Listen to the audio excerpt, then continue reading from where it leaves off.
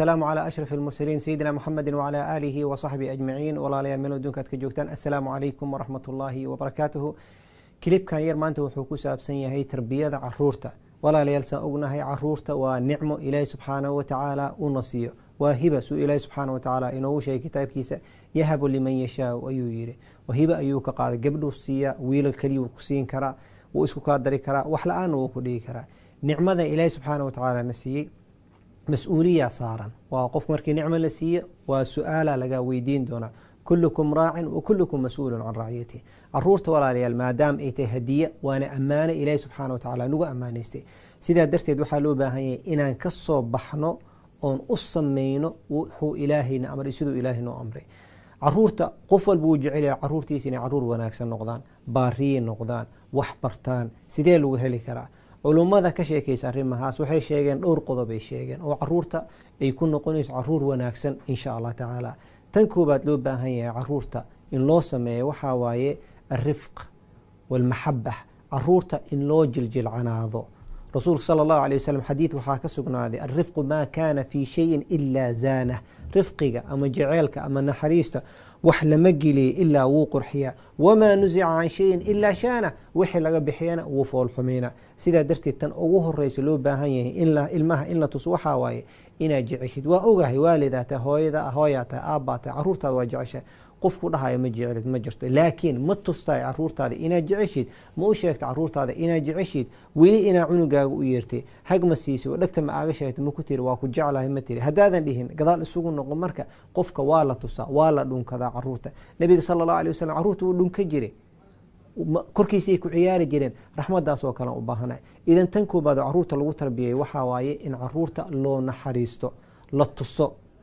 tan labaadna waxa waaye ilmaha markay qalad sameeyaan ciqaabta iyo inay jirto waaye ciqaab si u jirto abaalmarin inay jirto waaye.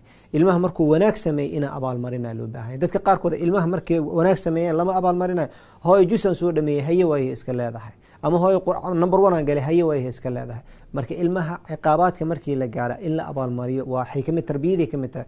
qofku markuu wanaag sameeyo in la abaalmariyo xumaan markuu sameeyane ul yaala la soo ordin isla markii oo hal mar processkii ahaa ilmaha cuqubaadka la sameeyay. cunuga haduu qala sameeyo tan ugu horeey loo baahay inaa xasuusid waxa waa inuu ogaato cunugan inuu ibn aadam yahay qaldami karo adiga weena qaldami kartid aniga qaldami karo kullu ibn aadam khata waa. tan labaad oo loo baahay inaa xasuusid waxa waa qof yar waa xataa mukallaf ma ahan ilaahaygi abuuray culayska wuu ka qaaday dambi haduu galo looma qabanayo been haduu sheego looma qabanayo wax wanaagsan duu sameeyay adiga ku soo noqonaysa. idan maadaam ilaahayga abuuray uu ka qaaday taklifada uu ka qaaday adiga ina ogaatid dhinacaas ina miisaan saartid cunug yar waaye haduu maanta aqal lahaa waxa ma sameey lahayn. tan saddexaadna waxa waaye ugu adiga naftirka malak ma dadka qaarkooda waalidiinta qaarkooda markay ilmahooda la dhaqmay waxay oo dhaqmaan eedkan uu ku jiro ahaan uu kula dhaqmaa may eedkaas waa soo martay ugu ina soo martay. saddexaas arrin marka isku darsatay marka waxa ku soo bixis qofka in uu naxariisatid haduu wanaag sameeyo ina loo abaalmariyo ayaa loo baahan yahay. tan saddexaad oo ilmaha lagu tarbiyay waxa waaye in wax la bara waaye. ilmaha inta yar yihiin wax la bara ilmaha inta yar yihiin quraanka la bara aqeedada la bara salaada la bara soonka la bara wax kasto wanaagsan la bara been ha sheegin akhlaaqda wanaagsan markaas la bara. cuntada markuu cunaa rasuul sallallahu alayhi wasallam markuu cunug saxaabi ku dhahay yaa gulaam waa wiil yar waay samillah wa kul bi yaminika kul mimma yalik wuxuu baray rasuul sallallahu alayhi wasallam ibn Abbas markuu tagay wuxuu ku yiri yaa ibn Abbas احفظ الله يحفظك يا غلام احفظ الله يحفظك. غلامو إلهي حفظي وحدوديس إلهي أدين وكو إلهنا marka ilmaha intay yar yihiin in wax la bar ayaa loo baahan yahay. markay soo weynaadaan waxbarasho inay ku adkaalayaan markay yar yihiin bar caruurtaada lana culimadu waxay dhaheen al-ilmu fi as-sighari kan-naqsh 'ala al-hajar. yaraan markay qof wax lagu badwa dhagax wax lagu qoro kale weligiis ma tirtirmaayo. tan afraad oo lagaaga baahan yahay waxa waaye ina ilmaha u diyaarisid bii'a saalixa meelay wax ku bartaan environment education keentid environment degan oo quraan laga baranayo diin laga baranayo dad wanaagsan joogan arday fiican joogan ina keentid ayaa loo baahan yahay. tan shanaad lagaaga baahan yahay waxa waa ilmaha in loo duceeyo loo baahan yahay.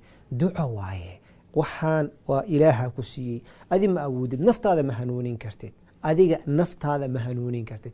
sidaa darteed ilmaha bari, ilaahay u bari, rabbi ijcalnii muqiima asalaati wamin duriyati rabbana wataqabal ducaa. ilaahu ii xifdi ilmahayga, allahuma axfadhum min kulli suu, allahuma arzuqhum albitaana saalix. markas u ducooy, xataa haddaadan carabi aqaanin af soomaaliya ugu ducooy, yaa kuu diida. ilahi subxana wa tacala luqooyinka sigaa abuuray wuu wada yaqaanaa. dheh ilaahayow ilmahaygana cunugaaga wuxuu xifdiskaa ku adag, ilah cunugii xifdisku waa ku adag yahay ee u fududee. cunugaaga waxaa aragtay oo akhlaaq xun yahay oo waa hadal badan yahay, ilaahu hadalkiisa u hagaaji. waa hadal cilis badan yahay, ilaahu hadal ciliska ilaali. waa madax adag yahay, ilaahu madax adeegka ilaali. wax jiraduu qaba ilaahay u sheego, waxaa tiri ilaahayow cunugayga waxaanuu qabaa, adaana ku weydiisanaa inay ii hanuunisid. ilaahay samiic basiir waay. nabigana sal alla alay slam wuxuu noo sheegay waalidka ducadu ilmihiisu ducooyo in loo aqbalaayo. sidaa darteed waxaan rabaa waalidka caruurta ha loo ducooyo. arrimaas aan soo sheegnay ha lagu camal falo insha allah tacaala. caruurta ha la tuso in la jecel yahay, markii wanaag sameeya ha la abaalmariyo. cuquubada ulyaa lagu soo ordino, hala soo maro processkii ha loo soo maro. ilmaha bii'a saalix ha loo sameeyo, wax ha la baro, hana loo ducooyo. khayr allah idin siiyo. jazaakum allahu khayran, baaraka allah fiikum. ilaah dartiisa idin jeclahay. markaa dhegeysadna sii gudbo walaalaha kale si ay sii faa'iidaystaan. jazaakum allah khayr, baaraka allah fiikum. asalaamu calaykum waraxmat ullaahi wabarakaatuh.